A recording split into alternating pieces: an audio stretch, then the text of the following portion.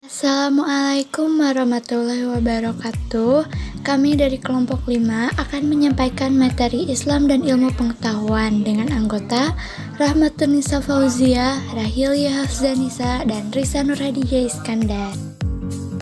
Pertama-tama kita harus mengetahui apa itu agama Islam. Agama Islam adalah agama wahyu yang disampaikan malaikat Jibril kepada Nabi Muhammad sebagai rasulnya. Komponen utama agama Islam adalah akidah, syariah, akhlak yang bersumber dari Al-Quran dan Al-Hadits. Selain sebagai komponen utama, dalam Al-Quran, perkataan ilmu atau pengetahuan tentang sesuatu dalam berbagai bentuk disebut sebanyak 854 kali. Kedudukan akal dan wahyu dalam Islam. Kata akal berasal dari bahasa Arab al-aq yang artinya pikiran atau intelek. Wahyu berasal dari bahasa Arab al-wah yang artinya kecepatan. Selain itu mengandung arti penyampaian sabda Allah kepada orang pilihannya. Akal dan wahyu sama pentingnya, akan tetapi dalam sistem ajaran agama Islam wahyu yang pertama dan diutamakan, sedangkan akal adalah yang kedua. Klarifikasi dan karakteristik ilmu dalam Islam ada menurut dua para ahli Islami, yaitu menurut Al-Farabi dan menurut Imam Al-Ghazali. Untuk selengkapnya bisa dilihat dan dibaca. Menurut Kamus Besar Bahasa Indonesia, ilmu pengetahuan adalah gabungan berbagai pengetahuan yang disusun secara logis dan bersistem dengan memperhitungkan sebab dan akibat, dan menuntut ilmu sesuai dengan surat Al-Alaq ayat 1-5. Bismillahirrahmanirrahim. Iqra bismi rabbikal ladzi khalaq. Khalaqal insana min 'alaq. Iqra wa rabbukal akram. Alladzi 'allama bil qalam. 'Allamal insana ma lam ya'lam. Selanjutnya B. Banyaknya Al-Quran yang memerintahkan manusia untuk menggunakan akal pikiran dan pemahaman. C. Allah Subhanahu wa Ta'ala memandang rendah orang-orang yang tidak mau menggunakan potensinya, sebagaimana dalam Quran surat Al-A'raf ayat 179.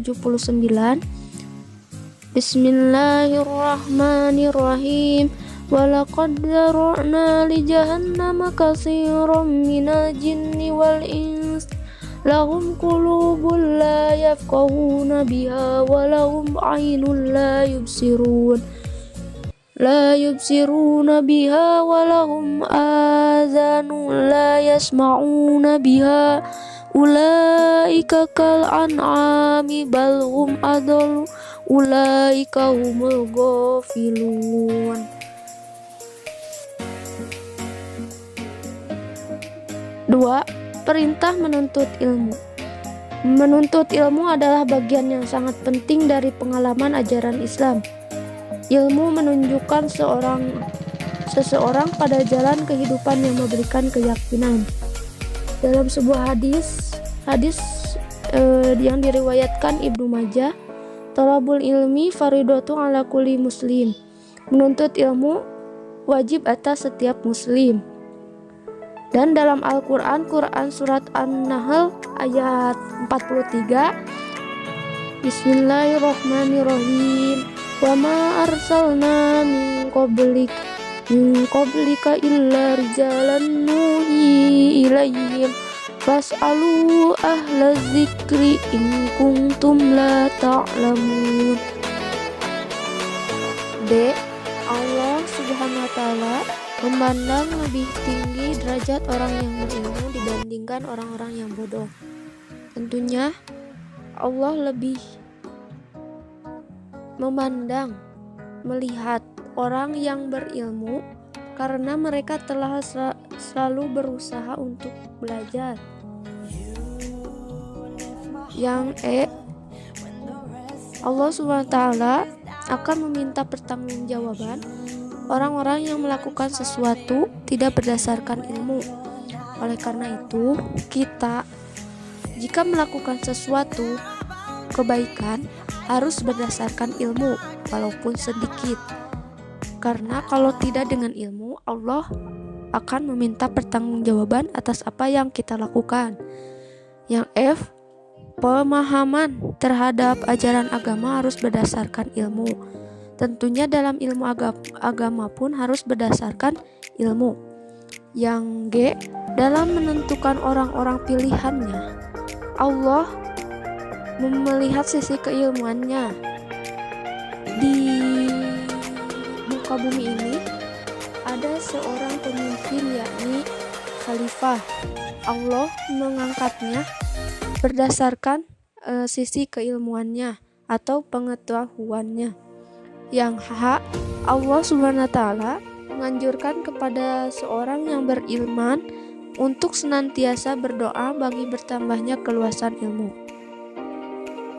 Selain berusaha, kita juga dianjurkan untuk berdoa kepada Allah atas bertambahnya keluasan ilmu. Rabbi zidni ilman warzuqni fahman birahmatika ya arhamar rahimin.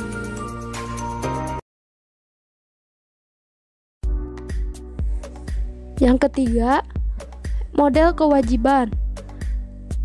Klasifikasi ilmu, Al-Ghazali menyebutkannya ada dua, yaitu ilmu fardu ain dan ilmu fardu kifayah.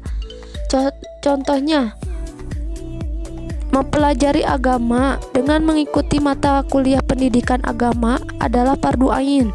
Mempelajari ilmu kedokteran adalah fardu kifayah bagi komunitas mahasiswa Indonesia. Tetapi kewajiban itu tidak mengikat bagi mahasiswa Fakultas Hukum, karena sudah ada mahasiswa Fakultas Kedokteran yang melakukan atau mempelajarinya. Tetapi kalau tidak ada seorang pun mahasiswa Indonesia mempelajari ilmu kedokteran, dilihat dari fardu kifayah, kewajiban sosial, semua anggota komunitas Indonesia, terutama mahasiswanya, berdosa karena meninggalkan atau tidak melaksanakan fardu kifayah itu. Studi kasus Islam dalam konteks bidang studi. Yang pertama, ada ilmu kealaman, yang mana ilmu alam ini adalah ilmu yang mempelajari tentang fenomena alam yang terjadi di muka bumi ini. Hubungan agama Islam dengan ilmu pengetahuan dalam bidang alam, Islam bersikap terbuka dan selektif. Dalam Islam, kita mengenal adanya ayat kauliyah dan kauniyah. Ayat kauniyah adalah tanda-tanda kebesaran Allah yang tersirat dalam alam semesta, sementara ayat kauliyah adalah ayat yang tertulis dalam Al-Quran. A. Penciptaan alam semesta. Dalam Quran surat Al-Imran ayat 190 dijelaskan tentang penciptaan alam semesta. Ayat tersebut berbunyi, Bismillahirrahmanirrahim. Inna fi khalqis samawati wal ardi wa ikhtilafil laili wan nahari la ayatil li ulil albab.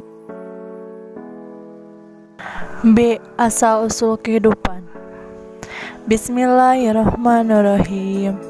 Awalam yaro alladina kafaru wa anna asama nawati wala arada kana taratqa fafataknahum wa ja'alna minal ma'i kulla sayyi afala la yu'minun. Artinya, dan apakah orang-orang yang kafir tidak mengetahui bahwa saya, langit dan bumi itu keduanya dahulu adalah suatu yang padu, kemudian kami pisahkan antara keduanya, dan dari air kami jadikan segala sesuatu yang hidup, maka mengapakah mereka tiada juga beriman? C.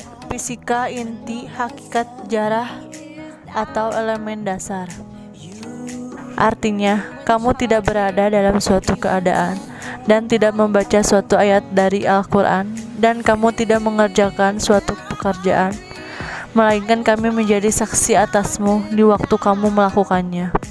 Tidak lupa dari pengetahuan Tuhanmu biarpun sebesar zarah atau atom di bumi ataupun di langit. Tidak ada yang lebih kecil dan tidak pula yang lebih besar dari itu, melainkan semua tercatat dalam kitab yang nyata, Lauh Mahfuz.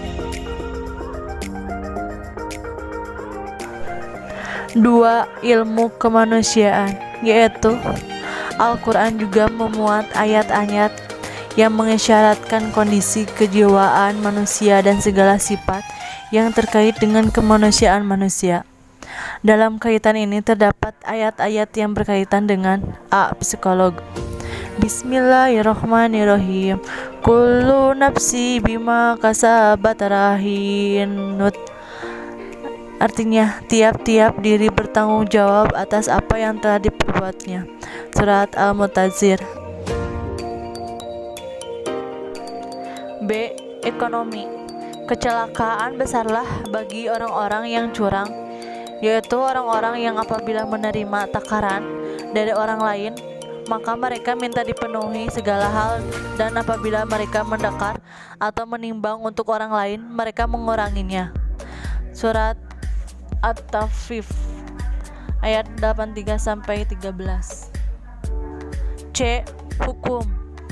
Katakanlah, sungguhnya aku berada di atas hujah yang nyata Al-Quran dari Tuhanku, sedang kamu mendustakannya. Tidak ada padaku apa ajab yang kamu minta supaya digerakkan kedatangannya. Menetapkan hukum itu hanyalah hak Allah. Dia menangkan yang sebenarnya dan dia memberi keputusan yang paling baik. D. Pendidikan. 1. Bacalah dengan menyebut nama Tuhanmu yang menciptakan. 2. Dia telah menciptakan manusia dari segumpal darah. 3. Bacalah dan Tuhanmu lah yang maha mulia. 4. Yang mengajar manusia dan pena. 5. Dia mengajarkan manusia apa yang tidak diketahuinya.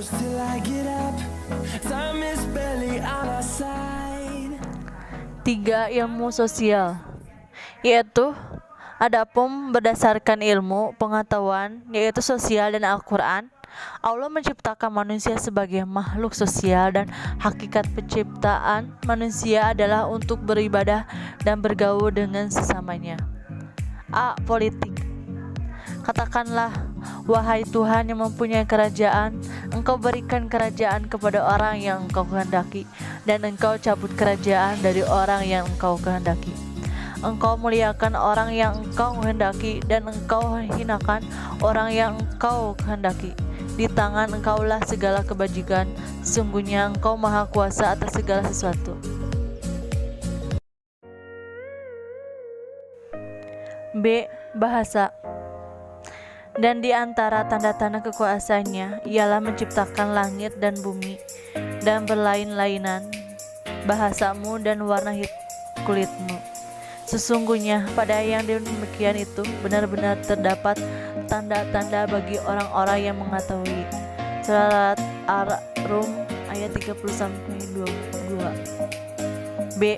Sastra. Dan penyair-penyair itu diikuti oleh orang-orang yang sesat.